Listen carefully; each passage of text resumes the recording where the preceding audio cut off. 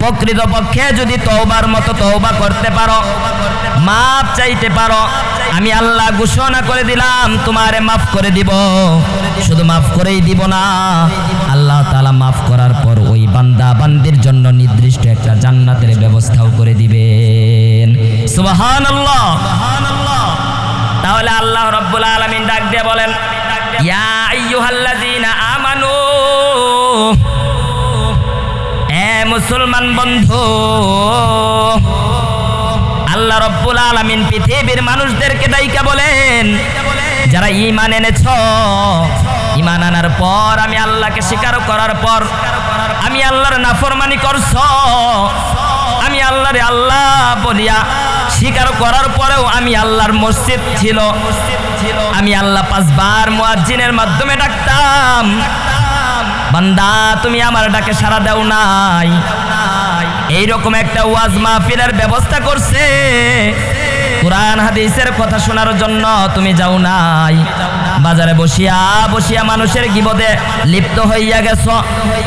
বান্দা তুমি শুনিয়া লও, যতই তোমার গুনাহ হয়ে যাক না কেন, তুমি যদি প্রকৃত পক্ষে তওবার মতো তওবা করতে পারো, আমি আল্লাহ ঘোষণা দিয়া দিলাম, ও বান্দা তোমারে মাফ করিয়া তোমার জন্য একটা নির্দিষ্ট জান্নাতের ব্যবস্থা আমি আল্লাহ করিয়া দিব। সুবহানাল্লাহ। এই আয়াতের দ্বারা বোঝা যায় আল্লাহ রাব্বুল আলামিন শুধু শিবরামপুর এলাকাবাসীকে বলে নাই, শুধু ফুলবাড়িয়াবাসীকে বলে নাই, শুধু ময়মনসিংহ বিভাগের মানুষদেরকে ডাইকা বলে নাই, এই পৃথিবীতে যত মানুষ ঈমান আনছে, আল্লাহরে আল্লাহ বইলা স্বীকার করছে, ওই সমস্ত মানুষদেরকে আল্লাহ ডাইকা ডাইকা বলছে। এত এই আয়াতের দ্বারা বোঝা যায় সাহাবায়ে কেরাম গুনাহ করছে, সাহাবায়ে কেরাম নিষ্পাপ ছিলেন না, সাহাবায়ে কেরামের গুনাহ হইয়া গেছে, কিন্তু সাহাবায়ে কেরাম গুনাহের জন্য অনুতপ্ত হইয়া আল্লাহরে আল্লাহ বইলা ডাক দিয়া বলছে, আল্লাহ গুনাহ হইয়া গেছে, তুমি আল্লাহ আমারে মাফ করে দাও। কেন এই কথা বললাম? একটা ছোট্ট মেসাল দিলে বুঝবেন সাহাবায়ে কেরাম যে গুনাহ করছে, একটা ছোট্ট মেসাল দিলে বুঝবেন। আখিরি জামানার পয়গম্বর নবীজি সাল্লাল্লাহু আলাইহি ওয়াসাল্লামের 2 জন সাহাবী ছিলেন। কয়জন সাহাবী ছিলেন? 2 জন সাহাবী ছিলেন। একজনের নাম ছিল হযরতে সালাবাতুল আনসারী, অপরজনের নাম ছিল হযরতে সাইয়্যিদ ইবনে আব্দুর রহমান।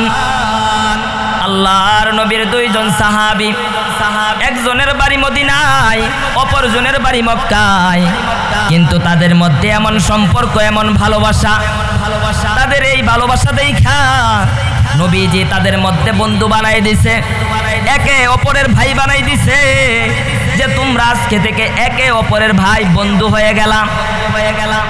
নবীজি যখন তাদেরকে বন্ধু বানাই দিছে, একদিন নবীজি তাবুকের যুদ্ধে যাইবেন। তাবুকে যুদ্ধে যাওয়ার পূর্বে হযরতে সাইয়্যিদ ইবনে আব্দুর রহমানকে ডেকে ডেকে ডাক দিয়া বলেন, এ সাইয়্যিদ ইবনে আব্দুর রহমান, তোমাকে তাবুকের যুদ্ধে যাইতে হইবে। সাইয়্যিদ ইবনে আব্দুর রহমান নবীজির ডাইকা বলে, ও আখির জামানার পয়গম্বর, আমি যে যুদ্ধে যাইব, আমার ফ্যামিলি আছে, আমার পরিবার আছে, আমার সন্তান আদি আছে, তাদেরকে দেখাশোনা কে করবে? নবীজি আবার ডাক দিয়ে বলেন, এ সাইয়্যিদ ইবনে আব্দুর রহমান, তোমার যে একটা বন্ধু আছে সালাবাতুল আনসারী, এই সালাবাতুল আনসারী মদিনায় থাকবে, তোমার পরিবারের দেখাশোনা করবে, তোমার পরিবারের বাজার ঘাটটা কইরা দিবে, তোমার সন্তানদের লেখাপড়ার ব্যবস্থা করে দিবে। তখন সাইয়্যিদ ইবনে আব্দুর রহমান নবীজির এই প্রস্তাবে রাজি হইয়া গেল। বললেন নবীজি, হা হা হা, আমি তাবুকের যুদ্ধে যাইব, কেননা সালাবাতুল আনসারী রে সাইয়্যিদ ইবনে আব্দুর রহমান খুব ভালোবাসত। এই জন্যই বন্ধু যেহেতু বন্ধুর ফ্যামিলির দেখাশোনা করবে, সেজন্য তিনি আর সংকোচতা বোধ করেন নাই। তিনি এক বাক্যে বললেন, নবী গো, আমি যুদ্ধে যাওয়ার জন্য প্রস্তুত। এবার সাইয়্যিদ ইবনে আব্দুর রহমান নবীজির সাথে তাবুকের যুদ্ধে চলে গেলেন। এইদিকে সালাবাতুল আনসারী ওই যে তার বন্ধুর পরিবারের দেখাশোনা করে, তার বন্ধুর পরিবারের বাজার ঘাটটা করে দেয়, তার বন্ধুর পরিবারের দেখাশোনা করে সন্তান আদিদেরকে স্কুলে নিয়ে মাদ্রাসায় নিয়ে ভর্তি করেছে। সুন্দর চলতেছে, একদিন, 2 দিন, 3 দিন করে অনেক দিন অতিবাহিত হয়ে গেছে। হঠাৎ করে সালাবাতুল আনসারীর মনের মধ্যে শয়তান ধোঁকা দিতে শুরু করছে। শয়তান ডাক দিয়ে বলে, ও সালাবাতুল আনসারী, তোমার রেখে যাওয়া বন্ধুর স্ত্রীটা এই পরিমাণ সুন্দরী, এই পরিমাণ রূপের অধিকারী, এত সুন্দর চেহারার একটা মেয়ে, এত সুন্দর একটা চেহারার নারী, তুমি সব সময় ওই নারীর বাসায় যাও, বাজার সদাইটা কইরা দাও। তোমার বন্ধু তো আর মদিনায় নাই, তোমার বন্ধু তো তাবুকের যুদ্ধে নবীজিও মদিনায় নাই। এই সুযোগে তুমি তোমার বন্ধুর স্ত্রীর সাথে তোমার মনের খাহেশটা মিটাইতে পারবা। যখন শয়তান সালাবাতুল আনসারীর অন্তরের মধ্যে এই ক্রমন্ত্রণাটা দেয়া দিল, এবার সালাবাতুল আনসারী চিন্তা করে, হা হা, ঠিকই তো, এত সুন্দর, এত রমণী, এত চেহারাওয়ালা একটা নারী, এই নারী আমার চোখের সামনে থাকে আর আমি তার সাথে আমার মনের খায়েশটা মিটাই না, আমি সালাবাতুল আনসারীর মতো বোকা তো আর কেউ নাই। এবার শয়তানের ধোঁকায় সালাবাতুল আনসারী বাজারের ব্যাগটা নিয়া অন্য দিন পর্দার এই পাশ থেকে দিত, ওই পাশ থেকে যখন হাতটা বের করত, হাতটা বের করে সদাইয়ের ব্যাগটা, বাজার সদাইয়ের ব্যাগটা নিয়ে যাইত। কিন্তু ওই দিন সালাবাতুল আনসারী ওই সদাইয়ের ব্যাগটা দেওয়ার জন্য আর পর্দার বাহির থেকে হাত দেয় নাই, পর্দার ভিতরে, ঘরের ভিতরে চলে গেছে। চলে যাইয়া দেখে সালাবাতুল আনসারী ওই যে তার বন্ধুর স্ত্রী, তার হাতটাই এত সুন্দর ছিল, তার চেহারা দেখা আরো পাগল হইয়া গেছে। গুনাহের নিয়তে মনের খাহেশাত মিটানোর জন্য ওই যে তার বন্ধুর রেখে যাওয়া আমানত স্ত্রীর হাতটা ধরে বসছে। কিন্তু সালাবাতুল আনসারীর মনের মধ্যে শয়তান ধোঁকা দিছে, কিন্তু তার বন্ধু সাইয়্যিদ ইবনে আব্দুর রহমানের স্ত্রীর মনের মধ্যে কিন্তু শয়তান ধোঁকা দেয় নাই।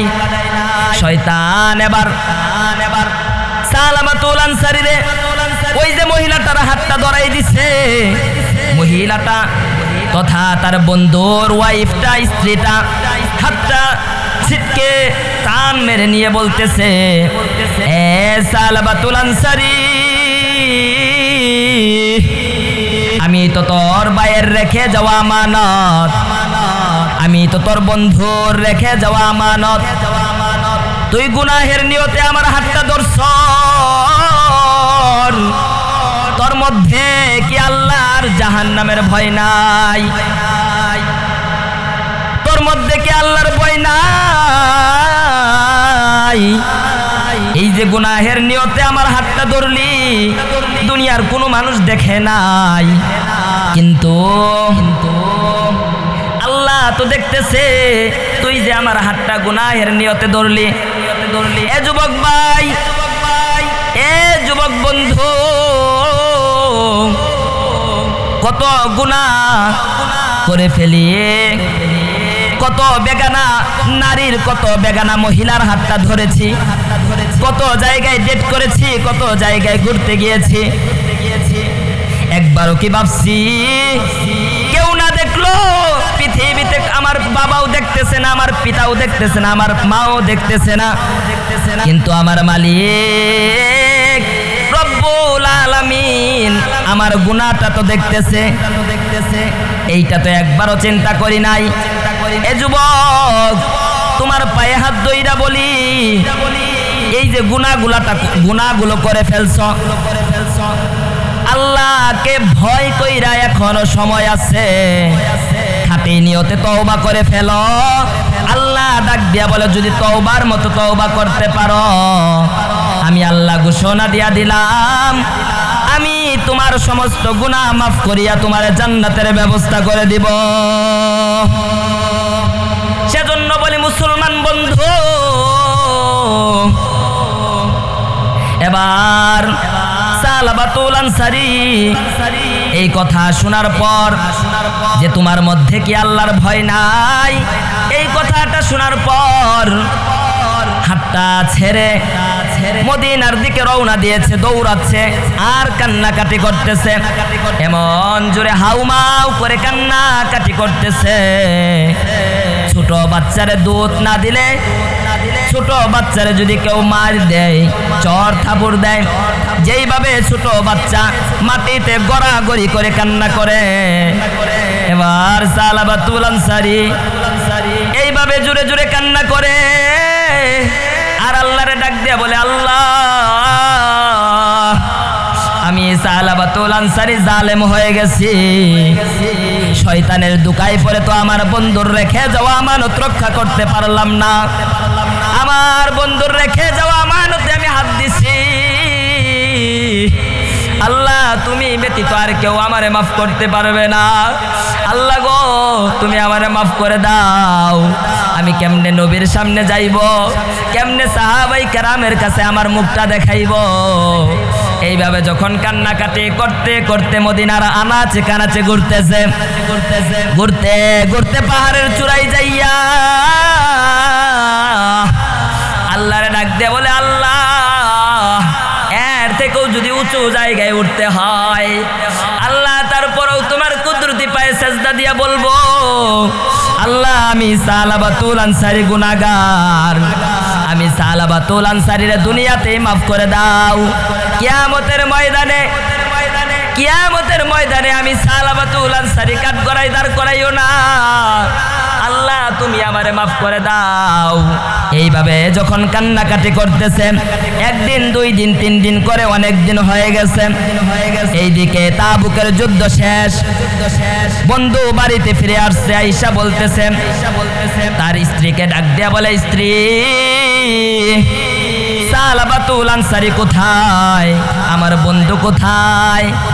এবার তার স্ত্রী ডাক দিয়া বলে, এ স্বামী, তোমার বন্ধু তো জালেম হয়ে গেছে, গুনাহগার হয়ে গেছে, তোমার বন্ধু তো গুনাহের নিয়তে আমার হাতটা ধরে বসছিল, কিন্তু যখন আমি বলতে কি আল্লাহর ভয় নাই, আল্লাহর জাহান্নামের ভয় নাই, তখন হাতটা ছাইরা দিয়া পাগলের মতো কান্নাকাটি করে মদিনার দিকে রওনা দিয়েছে, শহরের দিকে। জানি না এখন কোথায় আছে। এবার সাইয়্যিদ ইবনে আব্দুর রহমান তার বউকে ডাক দিয়ে বলে, কোথায় আবার পাবো আমার বন্ধুরে? এবার সাইয়্যিদ ইবনে আব্দুর রহমানে বের হয়ে গেছে, মদিনার প্রান্তে প্রান্তে গিয়া খুঁজতেছে, খুঁজতে খুঁজতে যাইয়া দেখে এক পাহাড়ের চূড়ায় সেজদা লাগাইয়া আল্লাহরে ডাইকা ডাইকা বলে, আল্লাহ, আমার গুনার জন্য তুমি আমারে জাহান্নাম দিও না, আল্লাহ, দুনিয়াতে থাকা অবস্থায় আমারে মাফ করে দাও। যখন কান্নাকাটি করতেছে, ইন্ডিমেন টাইমে তার বন্ধু মাথার মধ্যে হাতটা লাগাইয়া বলে, বন্ধু, মাথা উঠা, মাথা উঠা, আর কান্নাকাটি করিস না, মদিনায় চল, মদিনায় চল, নবী আসছে, নবীর দরবারে যা, দেখ নবীর দরবারে যাইয়া এই গুনার কথাটা বল, নবীজি যে কোনো একটা ব্যবস্থা তোরে কইরা দিব। সেজদা থেকে মাথাটা উঠাইয়া এবার বন্ধুরে ডাক দিয়ে বলে, বন্ধু আমি এই পরিমাণ গুনাহগার, মদিনার মানুষের কাছে আমি মুখ দেখাইতে পারবো না। দেখেন গুনাহটা অল্প, কিন্তু চোখের পানিটা কি পরিমাণ, এমন ভাবে কান্নাকাটি করতেছে। আর বন্ধুরে বলে, মদিনার মানুষদেরকে আমি মুখ দেখাইতে পারবো না, তারপরেও বন্ধু জোরাজুরি করতেছে, বন্ধু চল মদিনায় চল, তোরে রাইখা আমি যাইব না। তখন ডাক দিয়া বলেন, এ বন্ধু দুনিয়ার মানুষ রে, দুনিয়ার আসামি রে, যারা অপরাধী করে তাদেরকে পুলিশ যেইভাবে হ্যান্ডকাপ পরাইয়া পিছনে বাইদা টাইনা টাইনা নিয়ে যায়, আমি সালাবাতুল আনসারীও তো একটা অপরাধী, আমারও পিছনের দিকে দুইটা হাত নিয়া এমন ভাবে বাইদা টাইনা টাইনা মদিনার দিকে লইয়া যাও, যেন মদিনার মানুষ দেখাই বুঝে আমি সালাবাতুল আনসারী একজন অপরাধী। যেই কথা সেই কাজ। এবার তার বন্ধু সালাবাতুল আনসারীর দুইটা হাত বাইদা টানতে টানতে মদিনার দিকে নিয়ে যাইতেছে। ইন্ডিমেন্ট টাইমে যখন হযরতে আবু বকর সিদ্দিকের ঘরের সামনে গেছে, বাড়ির সামনে গেছে, তখন সালাবাতুল আনসারী বন্ধুরে ডাক দিয়া বলে, বন্ধু রাখ রাখ একটু রাখ, আমারে ভাই আবু বকরের দরবারে নিয়ে যা। নবীর দরবারে যাওয়ার পূর্বে আমি আবু বকরের দরবারে যাইতে চাই, দেখি আমার ভাই আবু বকর কোনো সমাধান দিতে পারে কিনা। এবার বন্ধু সালাবাতুল আনসারী টাইনা আবু বকরের দরবারে নিয়ে গেছে। নিয়ে যাওয়ার পর এবার আবু বকর দেখার সাথে সাথে সালাবাতুল আনসারী ডাক দিয়ে বলে, কেন আসছো আমার দরবারে, কেন আসছো? তোমার মতো গুনাহগারকে আমার দরবারে চাই না। এবার ডাক দিয়ে বলে সালাবাতুল আনসারী, এ ভাই আবু বকর, আমি যেই পরিমাণ গুনাহ করছি আল্লাহ আমারে মাফ করবনি। এবার আবু বকর ডাক দেয়া বলে, জানি না মালিক তোরে মাফ করবো কিনা, কিন্তু তুই যে গুনাহ করছর, তোর ভাইয়ের রেখে যাওয়া আমানতের মধ্যে হাত দিছর, তুই আমার দরবারে থাকতে পারবি না, তুই আমার দরবার থেকে বিদায় হ। এবার কান্নাটা আরো বেড়ে গেছে। এত নরম দিলওয়ালা সাহাবী, সাহাবীদের মধ্যে হযরতে আবু বকর সব থেকে নরম সাহাবী ছিলেন, মায়াদর সাহাবী ছিলেন। এই সাহাবী যখন বের করে দিছে, কান্নাটা আরো বেড়ে গেছে। হায় হায়, এত নরম দিলওয়ালা সাহাবী আমারে বের করে দিছে, আমি এই মুখটা নিয়া কেমন করে নবীর দরবারে যাইব? কান্নাটা আরো বেড়ে গেছে। এবার নবীজির দরবারের দিকে যাইতেছে, প্রতিমধ্যে উমরের বাড়ির সামনে গেছে। এবার বন্ধুরে ডাক দিয়ে বলে, বন্ধু আমার উমরের দরবারে নিয়ে যা, দেখি উমর কোনো সমাধান দিতে পারে কিনা। এবার বন্ধু টাইনা টাইনা উমরের দরবারে নিয়ে গেছে। উমরও একই কথা, এ সালাবাতুল আনসারী, তুই তো একটা জালেম, তুই এমন গুনাহ করছর, তোর ভাইয়ের রেখে যাওয়া আমানতে হাত দিছর, তুই আমার দরবার থেকে চলে যা। কান্নাটা আরো বেড়ে গেছে, আরো বেড়ে গেছে। এবার ডাক দিয়ে বলে সালাবাতুল আনসারী তার বন্ধুরে ডাক দিয়ে বলে, বন্ধু আমার রশিটা ছাইড়া দে, আমি নবীদের দরবারে যাব না, আমি যেই পাহাড়ে ছিলাম ওই পাহাড়ে চলে যাইব। এবার সালাবাতুল আনসারী রে তার বন্ধু ডাক দিয়া বলে, এটা তো সাহাবাই কেরাম তোরে বের করে দিছে, ভাই আবু বকর বের করে দিছে, উমর বের করে দিছে, কিন্তু তো তুই নবীর দরবারে যাস নাই। নবীজি তো তোর বের নাও করতে পারে, নবীজির দরবারে যাইয়া দেখ। যেই কথা সেই কাজ। এবার সালাবাতুল আনসারী টাইনা টাইনা রাহমাতুল লিল আলামিনের দরবারে নিয়ে গেছে। যাওয়ার পর চুপ হইয়া রইছে, জড়সড় হইয়া বসছে। নবীজি জিজ্ঞাসা করে, এ সালাবাতুল আনসারী, কি হইছে তোর, কি হইছে? এমন জড়সড় কেন, আর তোর হাতটা কেন বাঁধা?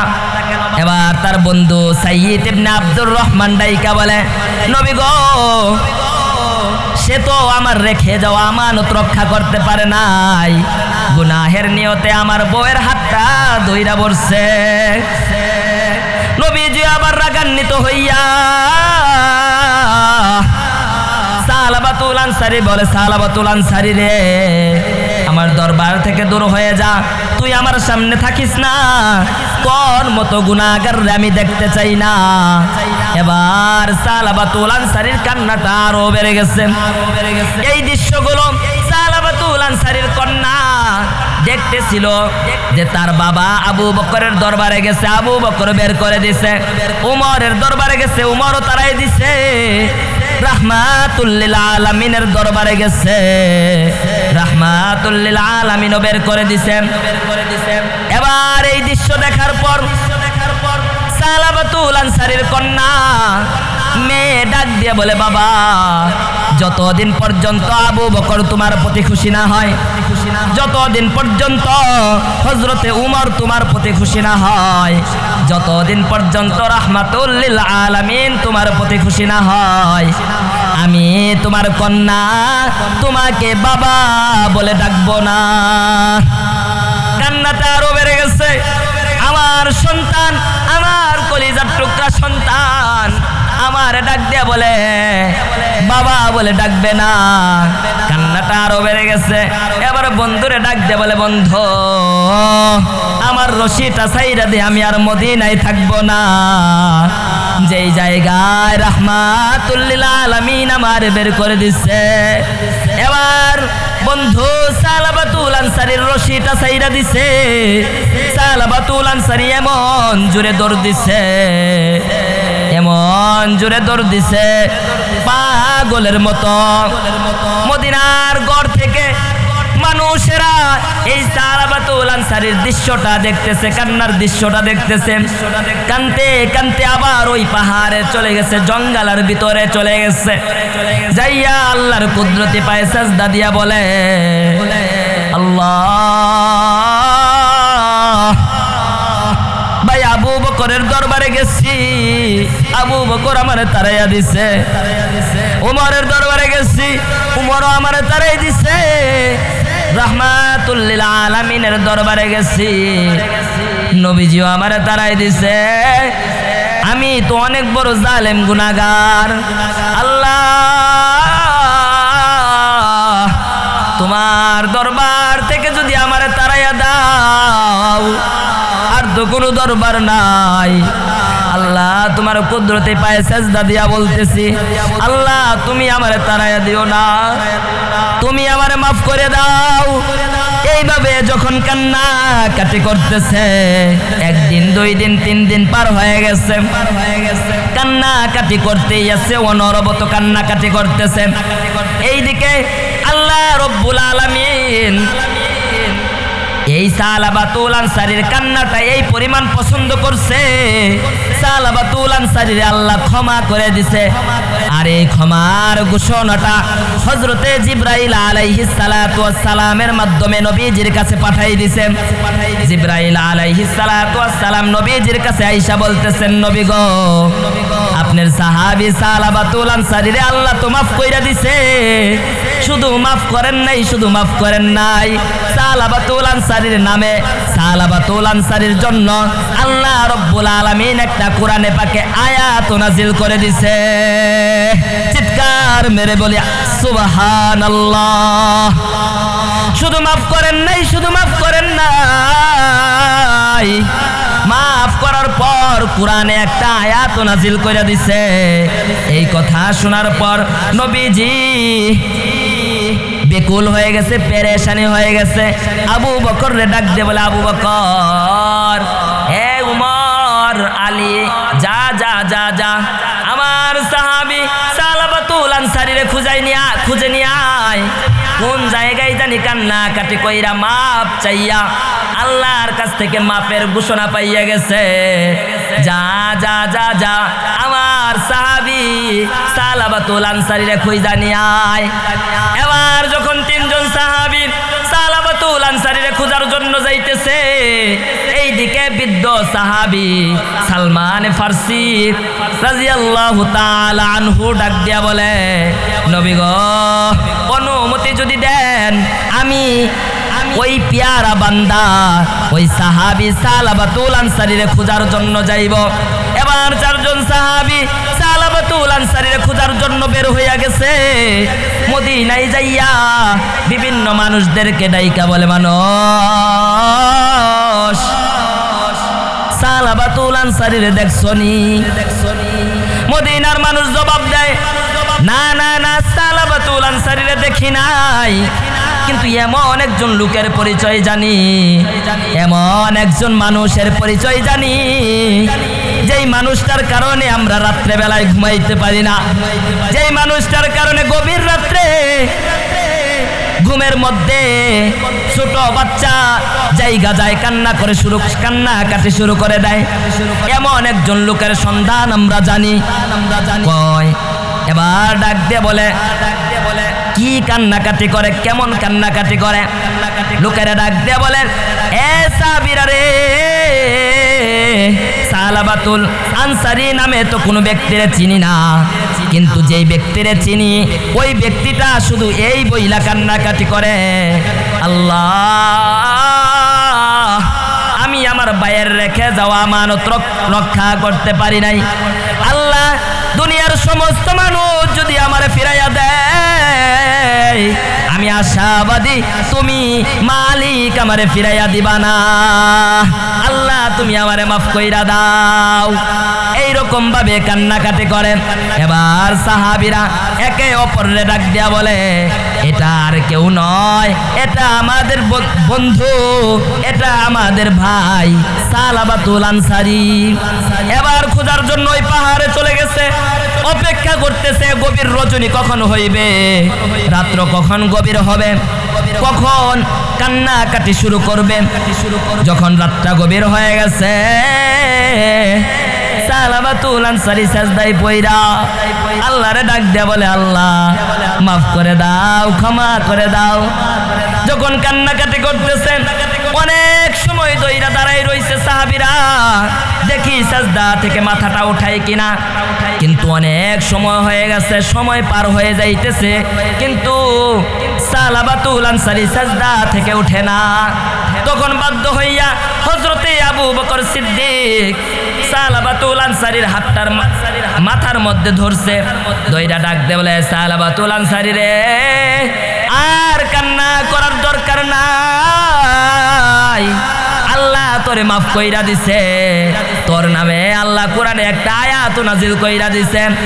এবার সালাবাতুল আনসারী সাজদায় থাইকা বলে, আমার কণ্ঠটা পরিচিত মনে হয়, আমি অন্ধকারে দেখতেছি না, কিন্তু মনে হচ্ছে আপনি আবু বকর। আমি মদিনায় যাইব না, আপনি আমারে বের করে দিছেন, উমরও বের করে দিছে, নবীজিও বের করে দিছে, আমি মদিনায় যাইব না। তোবার এবার আবু বকর ডাক দিয়া বলে, এ সালাবাতুল আনসারী, নবীজি পাঠাইছে তোরে নেওয়ার জন্য। এবার সালাবাতুল আনসারী রে আবু বকর ডাক দিয়া বলে, এ ভাই চল চল, নবীজি তোরে যাইতে বলছে। এই কথা শোনার পর সালাবাতুল আনসারী সাজদা থেকে মাথা উঠাইয়া বলতেছেন, ভাই চলো চলো, নবীজি যেহেতু ডাক দিছে আমাদেরকে যাইতেই হবে। এবার সালাবাতুল আনসারী সাহাবায়ে কেরামের সাথে রওনা দিছে। গভীর রাত্র হইয়া গেছে, যাইতে যাইতে মদিনা মসজিদে নববীতে যাওয়ার পূর্বে ফজরের আজান হয়ে গেছে। নবীজি ফজরের নামাজ পড়ার জন্য যায় নামাজে দাঁড়াইছে, যায় নামাজের মুসাল্লায় দাঁড়াইছে। দাঁড়াইয়া যখন কেরাত পড়তেছে, তখন পিছনে যাইয়া সাহাবায়ে কেরাম তথা সালাবাতুল আনসারী এবং আবু বকর, উমর, সালমানে ফারসি পিছনে গিয়া দাঁড়াইছে। নবীজি ফজরের নামাজে সূরাতু তাকাসুর পড়তেছে। নবীজি প্রথম আয়াত পড়ে, আলহাকুমুত তাকাসুর হাত্তা যুরতুমুল মাকাবির।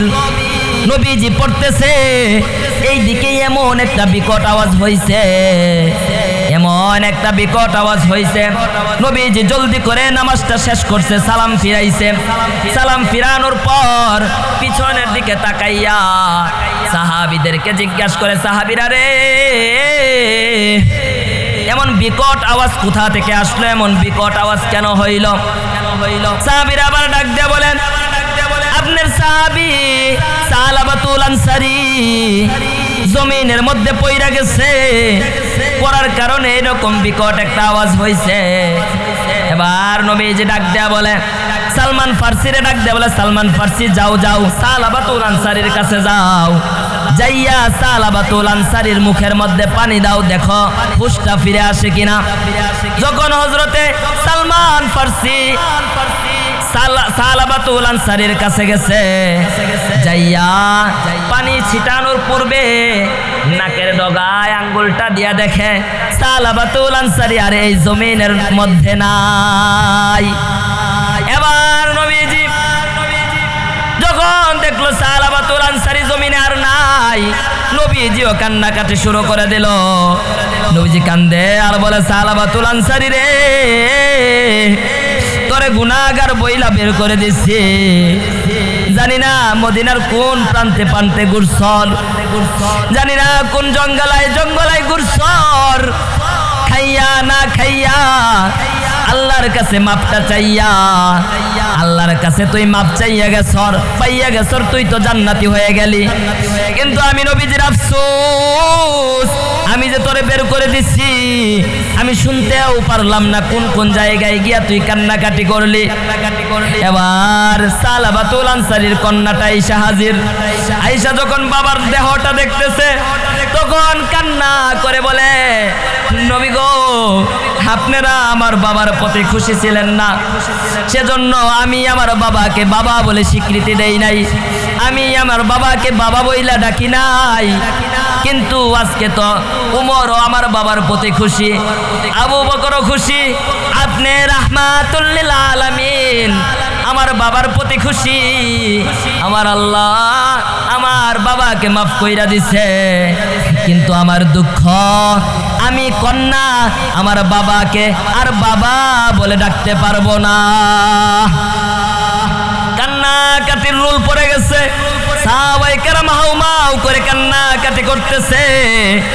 এইদিকে সাব হইয়া গেছে, পরিষ্কার হইয়া গেছে। সাহাবায়ে কেরাম রে নবীজি বলতেছে, তাড়াতাড়ি কাফন দাফনের ব্যবস্থা করো, সালাবাতুল আনসারীর কবরস্থ করতে হইবে। কাফন দাফনের ব্যবস্থা করছেন। যখন কাফন করাইয়া জানাজাটা পড়াইয়া খাটিয়াটা বহন কইরা সালাবাতুল আনসারীর কবরের দিকে নিয়ে যাইতেছে, নবীজির সামনে খাটিয়াটা এক কাদের মধ্যে ধরছে। সাহাবায়ে কেরাম লক্ষ্য করতেছে, নবীজি পুরা পা জমিনের মধ্যে ফালায় না, পুরা পা ফেলে নবীজি চলাচল করতেছে না।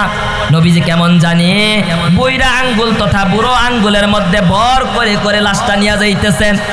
সাহাবায়ে কেরাম জিজ্ঞাসা করছেন, এ নবী, বুঝলাম না কেন এমন করতেছেন, কেন এমন করতেছেন? আপনি কেন পুরা পাটা জমিনের মধ্যে ফালান না? কেন পুরা পাটা জমিনের মধ্যে ফালান না? নবীজি আবার ডাক দিয়ে বলে, সাহাবীরা রে, বুঝবি না, আল্লাহ আমার সালাবাতুল আনসারীর প্রতি এই পরিমাণ খুশি হয়েছে, আল্লাহ আমার সালাবাতুল আনসারীর প্রতি এই পরিমাণ খুশি হয়েছে, শুধু তোমরা সাহাবীরা আমার সালাবাতুল আনসারীর জানাজায় অংশগ্রহণ করো নাই।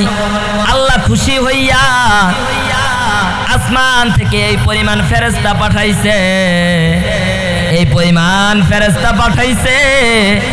আমি নবীজি যে পুরা পা জমিনের মধ্যে ফেলাইয়া চলবো, কবরের দিকে যাইবো, এই পরিমাণ জায়গা নাই। সুবহানাল্লাহ। আমি যে পুরা পাটা জমিনের মধ্যে ফেলে চলাচল করব, এই পরিমাণ জায়গা নাই, ফেরেশতায় ভইরা গেছে। দেখেন একটু চিন্তা করিয়া, গুনাহটা ছিল অল্প, অল্প গুনাহ, শুধুমাত্র গুনাহের নিয়তে বন্ধুর স্ত্রীর হাতটা ধরছে, শুধু ধরছে। এই গুনার জন্য কি পরিমাণ কান্নাকাটি করছে, আল্লাহর কাছে কত মাপ চাইছে। আর এখন এ মুসলমান বন্ধু, এ যুবক ভাইরা, ও বৃদ্ধ বাবাজিরা, ও আমার বাবার বয়সীরা, কত গুনাহ তো হয়ে যাইতেছে। একদিনে তো আল্লাহর কুদরতি পায়ে সেজদা দিয়া বলি না, আল্লাহ গুনাহ করে ফেলছি, তুমি আল্লাহ মাফ না করলে কে মাফ করবে? আল্লাহ তো বলছে, বান্দা দুনিয়ার মানুষের কাছে একদিন চাইলে, 2 দিন চাইলে, 3 দিন চাইলে মানুষ রাগ করে, কিন্তু আমি আল্লাহর কাছে যদি তুমি না চাও, আমি আল্লাহ রাগ করি। আমি আল্লাহর কাছে যদি তুমি মাফ না চাও, আমি আল্লাহ গুসা করি, রাগ করি। সুতরাং একদিনও তো এরকমটা হইল না। গুনাহের জন্য অনুতপ্ত হইয়া গভীর রজনীতে ওইঠা ঠান্ডা পানি দিয়া ওযু বানাইয়া আল্লাহর কুদরতে পায়ে সাজদা দিয়া একদিনও তো বললাম না, মালিক গুনাহ করছি, তুমি ব্যতীত আর কেউ জানে না, এমন গুনাহ করছি। পিতা মাতা যদি জানতো, সন্তান বইলা স্বীকৃতি দিত না। এমন গুনাহ করছি, যদি বন্ধু বান্ধব জানতো, বন্ধু বন্ধু বলে পরিচয় দিত না। এমন গুনাহ করছি, আমার মুসল্লিরা যদি জানতো, তাহলে আমার ইমাম হিসাবে স্বীকৃতি দিত না। এমন গুনাহ করছি, আমি বক্তাকে যদি জানতো যে এই বক্তাটা এই পরিমাণ গুনাহ করছে, আমি বক্তাকে আর বক্তা বইলা স্বীকৃতি দিত না। আল্লাহ এই পরিমাণ গুনাহ করছি, আল্লাহ তুমি তো গুনাহকে ডাইকা রাখছো, আল্লাহ তুমি আমারে মাফ কইরা দাও। আল্লাহ তুমি ব্যতীত আর কে মাফ করবে? আর তো কোনো রব নাই, আর তো কোনো দরবার নাই। এইভাবে যদি একদিনও কান্নাকাটি করতে পারি, আল্লাহ রব্বুল আলামিন ডাক দিয়া বলে, বান্দা তোমার পিছনের সমস্ত গুনাহ মাফ কইরা শুধু মাফই করব না, তোমার জন্য এমন একটা জান্নাত দিয়া দিব, যেই জান্নাতে তুমি অনন্তকালের জন্য যাইবা। সেজন্যই বলি, এ যুবক ভাইরা, ও বৃদ্ধ বাবাজিরা, এখনো সময় আছে, এখনো সময় আছে। মসজিদের মধ্যে মুয়াজ্জিন ডাকে, 5 ওয়াক্ত নামাজের জন্য ডাকে। আল্লাহ ইচ্ছা করলে আমার নিঃশ্বাসটা বন্ধ করে দিতে পারতো, ইচ্ছা করলে আল্লাহ আমার খানাটা বন্ধ কইরা দিতে পারতো। আল্লাহ ডাক দে বলে, বান্দা তোরে আমি 5 ওয়াক্ত নামাজে ডাকি, তুই আসস না। একদিন ডাকি, 2 দিন ডাকি, 3 দিন ডাকি, তুই আসস না। এরকম ভাবে তোর বছর পার হয়ে যায়, আসস না তুই। কিন্তু যদি এইরকম ভাবে 1 বছর, 2 বছর, 3 বছর কইরা 60 বছরও হইয়া যায়, তারপরেও যদি আমি আল্লাহর ঘরে আইসা, আমি আল্লাহর কুদরতি পায়ে সেজদা দিয়া যদি তওবার মতো তওবা করতে পারো, যদি মাফের মতো মাফ চাইতে পারো, এমন ভাবে যদি মাফ চাইতে পারো, আমি আল্লাহ ঘোষণা দিয়া দিলাম, তোমার তওবাটা কবুল কইরা, তোমার জিন্দেগীর সমস্ত গুনাহ মাফ কইরা, তোমারে আমি খোদার জান্নাতটা দিয়া দিব। সুবহানাল্লাহ। সেজন্যই বলি, আমি আয়াত তেলাওয়াত করেছি, ইয়া আইয়ুহাল্লাযীনা আমানু তুবু ইলাল্লাহি তাওবাতান নাসুহা, যে বান্দা, এ আমার বান্দারা, যারা আমার প্রতি ঈমান আনছো, আনার পরে গুনাহ করতেছো। আমরা ঈমান আনছি না? আল্লাহরে আল্লাহ বলে স্বীকার করি না? নবীজিকে যে নবীজি যে আমাদের লিডার, নবীজির পরে যার কোনো নবী নাই, এই কথা আমরা স্বীকার করি না? করি। আল্লাহকে আল্লাহ বইলা মানতেছি, নবীকে নবী বইলা স্বীকৃতি দিতেছি, আমি ঈমান আনছি। ঈমান আনার পর আমার মধ্যে গুনাহ হয়ে যাইতেছে না? আল্লাহ কিন্তু জানে এই বিষয়টা, যে বান্দা গুনাহ করবে। সেজন্য আল্লাহ অপশন রাখছে, কোরআনে পাকের মধ্যে আয়াত নাজিল কইরা দিছে, বান্দা তুই গুনাহ করবি, আমি জানি। গুনাহ করার পর এই গুনার প্রতি অনুশোচনা হইয়া, অনুতপ্ত হইয়া আমি মালিকের দরবারে মাপ চাইবি। মাপ চাইলে আমি মালিক ঘোষণা করে দিলাম, তোকে মাফ করে দিব। সুবহানাল্লাহ বলি। আল্লাহ তো দয়া। দুনিয়ার পিতা মাতার সাথে যদি খারাপ আচরণ করি না, মায়ের সাথে খারাপ আচরণ করার পরে যদি মাকে গিয়া বলি, মা আম্মা ভুল কইরা ফেলছি, এই ভুলটা আমি কইরা ফেলছি, তুমি আমার মাফ করে দাও। মা কিন্তু সন্তানকে মাফ না কইরা পারে না, বাবা কিন্তু সন্তানকে মাফ না কইরা পারে না, ওস্তাদ কিন্তু ছাত্রকে মাফ না কইরা পারে না। আল্লাহ আল্লাহ বলে দুনিয়াতে যদি পিতা মাতার অবাধ্য হওয়ার কারণে পিতা মাতাকে খুশি না করো, পিতা মাতার কে বেজার করো, বেজার করার পরেও যদি পিতা মাতার মাফ চাও, পিতা মাতার কাছে মাফ চাও, পিতা মাতা মাফ করে দেয়, এটা তো আমি দুনিয়াতে 1% রহমত, এটা দয়া দিছি। আল্লাহ তাআলা বলতেছেন দুনিয়াতে আমি 1% তথা একটা গুণ আমি দুনিয়াতে মানুষদেরকে দিছি, আর বাকি 99 দয়া আমি আল্লাহর কাছে রাইখা দিছি। তাইলে 1 দয়া নয়া যদি মা সন্তানকে মাফ করে দেয়, 1 দয়া নিয়া যদি পিতা তার সন্তানকে মাফ করে দেয়, 1 দয়া নিয়া যদি উস্তাদ তার সন্তান ছাত্রকে মাফ করে দেয়, তাহলে আল্লাহর কাছে যে বাকি 99 দয়া রইয়া গেছে, আল্লাহর কাছে যদি মাফ চাই, আল্লাহ মাফ করবে না? আল্লাহ মাফ করবে না? কোনোদিন এরকম ভাবে আল্লাহর কাছে বলছি, আল্লাহ তুমি যদি মাফ না করো কার কাছে যাব? তুমি তো রব, তুমি যদি আমারে জান্নাত না দেও কারে দিবা? তুমি আমারে বানাইছো মায়া কইরা, মহাব্বত কইরা বানাইছো। আল্লাহ তুমি যদি আমারে জান্নাত না দাও কারে দিবা? আল্লাহ তুমি ব্যতীত তো আর মালিক নাই, মাবুদ নাই, তুমি আমারে মাফ কইরা দাও। এইরকম ভাবে একদিন বলছি আমরা চেষ্টা করব আল্লাহর কুদরতি পায়ে সেজদা লাগাইয়া আল্লাহকে বলবো, আল্লাহ তুমি আমার মাফ করে দাও। আল্লাহ অবশ্যই মাফ করে দিবে। যে বিষয়টা আলোচনা করলাম, এটা বিষয়টা তো বুঝছেন।